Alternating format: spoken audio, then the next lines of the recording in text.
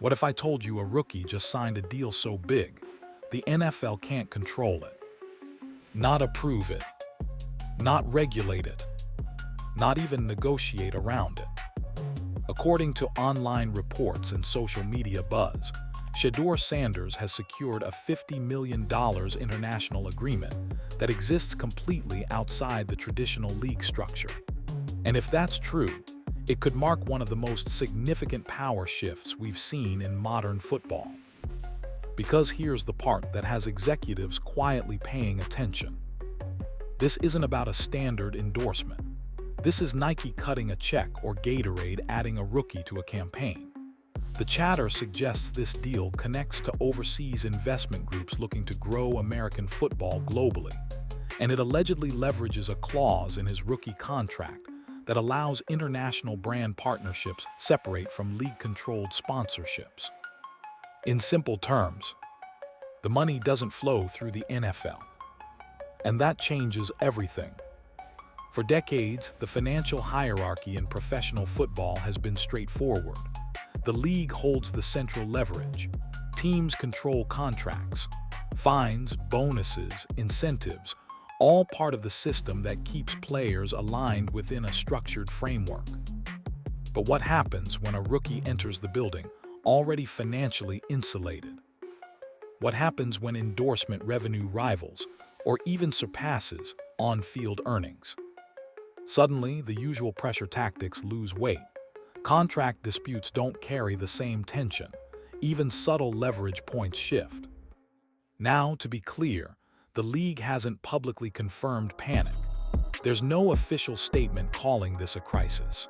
But reports claim there were urgent discussions among ownership groups about how international equity clauses might be used going forward. And that's where this story stops being about one player. Because if this loophole is as real as people say it is, and if it's completely legal, then Shedeur didn't just sign a deal. He may have exposed a blueprint. And the timing of the announcement, that might be the loudest part of all. Here, where this gets technical and interesting. According to multiple reports circulating online, the key to this entire situation isn't just the size of the deal. It's a specific clause buried inside rookie contracts that most fans never hear about.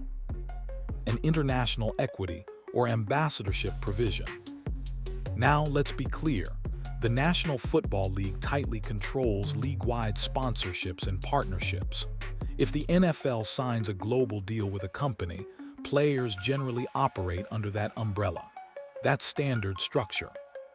But certain contracts reportedly allow players to secure independent international brand agreements, as long as they don't conflict with official league partnerships. That's the distinction. If the reported $50 million agreement tied to Shedeur falls under that independent category, then the league technically doesn't have authority over it. They can't block it. They can't renegotiate it.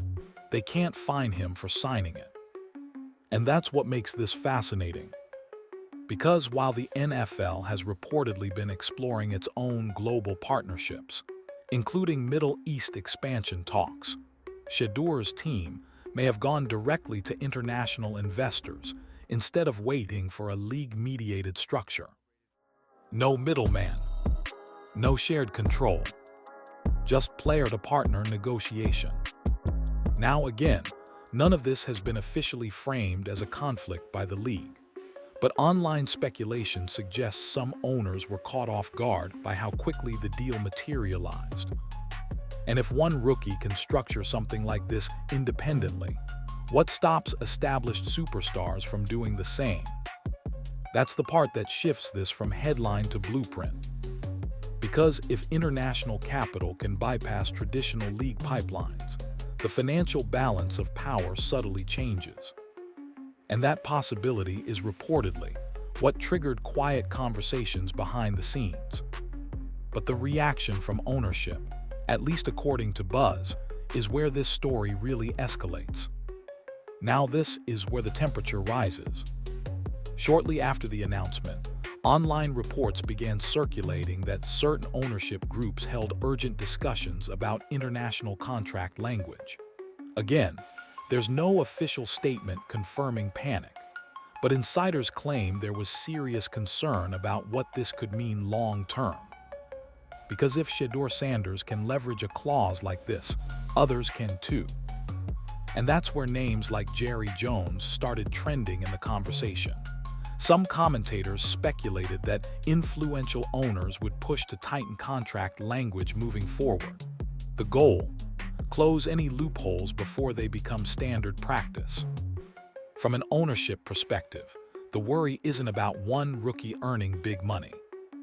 It's about control. For decades, the National Football League has operated with centralized leverage. Contracts, endorsements, discipline, all structured within a defined system. If players begin earning massive sums completely outside that ecosystem, traditional leverage tools weaken. Fines lose impact. Bonus threats lose weight. Negotiation pressure softens. Because if a player is already financially insulated, the power dynamic shifts. Again, nothing suggests the league is in crisis mode publicly, but the broader implication is clear. If international investors can work directly with players without needing league mediation, the hierarchy adjusts. And that's what makes this bigger than just a dollar figure. This is about precedent. Because once one contract proves possible, agents across the league start asking the same question. Why not my client? And that question could ripple through future rookie negotiations faster than anyone expected. But here, what made this entire situation feel even more intentional. The timing wasn't random. It landed on his birthday. Now let's talk about timing. Because even if you strip away the speculation, even if you ignore the ownership buzz, one thing stands out. The announcement landed on Shedeur Sanders' birthday. Not a random Tuesday. Not during a press conference. Not after a game. His birthday. And on that same day, he reportedly hosted a private celebration in Texas. Fireworks, close circle, no league officials, no traditional media parade, just his platform, his audience, his moment. Was that strategic? We can't say for sure, but it certainly felt deliberate. Especially when you consider the broader narrative that surrounded him on draft night. Some analysts debated his slide. Others questioned character fit or system alignment. Whether fair or unfair, the conversation lingered. So dropping a reported $50 million international agreement on his birthday sends a message without saying a word. You doubted the draft slot. He expanded the empire. Now again, that's interpretation, not confirmation. But symbolism matters in business, and optics matter in negotiation. Because what that timing suggests is confidence. Confidence that his value isn't tied to where his name was called. Confidence that league validation isn't the only currency. Confidence that leverage can be built independently. And here's the part that quietly changes the locker room dynamic. When a rookie enters the building already financially secure, the traditional hierarchy shifts.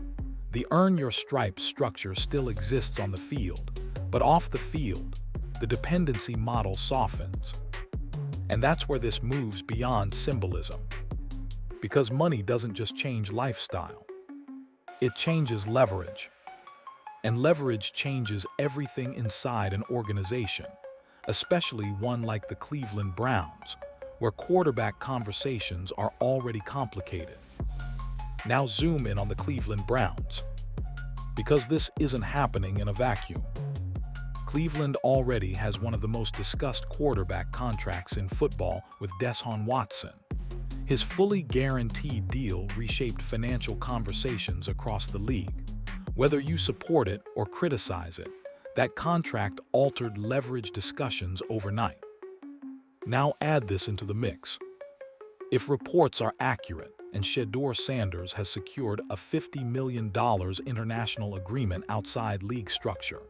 You suddenly have two quarterbacks connected to major financial narratives, but from completely different angles. Watson represents guaranteed NFL money. Shedeur represents independent global leverage. And that contrast matters. Local media continues to debate quarterback depth charts and competition angles.